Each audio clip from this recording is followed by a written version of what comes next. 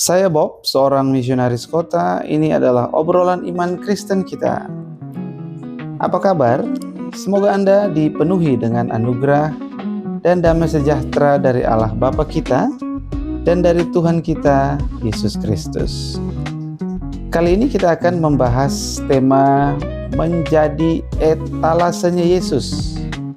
Ini episode ketiga dari 5 episode yang direncanakan dari seri Hidup dalam Keselamatan. Kita tahu bahwa keselamatan itu adalah pemberian. Hidup Yesus yang diberikan kepada kita sebagai ganti dari hidup kita yang sudah diberikan kepada Yesus.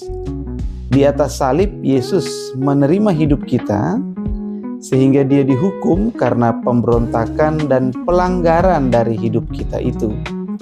Kitab suci mengatakan, Dia yang tidak mengenal dosa telah dibuatnya menjadi dosa karena kita, supaya dalam Dia kita dibenarkan oleh Allah. 2 Korintus 5 ayat 21. Ada pertukaran. Yesus menerima hidup kita dan menjadi dosa. Kita menerima hidup Yesus dan menjadi baru. Itulah mengapa hidup dalam keselamatan berarti hidup dalam etalasenya Yesus. Etalase itu kan tempat kita mendisplay atau menampilkan atau menunjukkan sesuatu. Ya, seperti kalau kita beli roti di toko roti atau bakery, kita biasanya memilih roti yang sudah ada di etalase-etalase kacanya. Nah, kita itu etalase dari hidupnya Yesus. Ayatnya bilang begini, Yohanes 15 ayat 5a, Akulah pokok anggur dan kamulah ranting-rantingnya. Yesus pohonnya, kita rantingnya. Hal terbaik dari pohon, yaitu buahnya, ditampilkan melalui rantingnya. Kita menilai pohon dari buah yang dihasilkannya. Nah, ayat kita tadi menyatakan bahwa Yesus memilih untuk menampilkan hal-hal terbaik yang Ia miliki melalui kita ranting-rantingnya. Kasih, kesabaran, kekuatan, sukacita, ketenangan, penyerahan diri pada kehendak Allah, kesucian hidup, merupakan hal-hal yang Yesus miliki yang ditampilkan melalui kita ranting-rantingnya. Semua yang Yesus miliki ingin Ia tampilkan melalui kita ranting-rantingnya. Itu kenapa Yesus mengajarkan kepada kita para pengikutnya untuk menyangkal diri.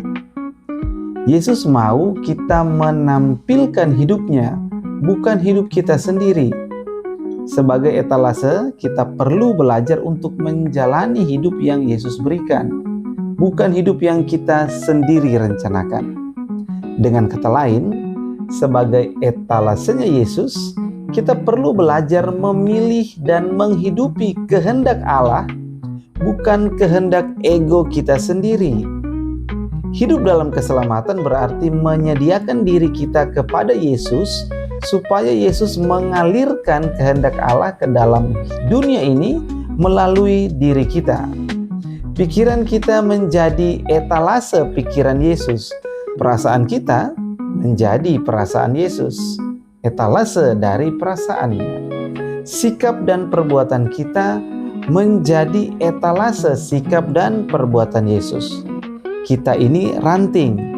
Mari kita tampilkan kehidupan yang dimiliki oleh pohon hidup kita, yaitu Yesus. Mari kita tinggalkan cara hidup yang bertentangan dengan Yesus dan mulai belajar menampilkan hidup yang diberikan kepada kita itu, yaitu hidup Yesus sendiri. Yuk, kita jadi etalasenya Tuhan. Anugerah Tuhan kita Yesus Kristus dan kasih Allah dan persekutuan Roh Kudus menyertai Anda. Amin.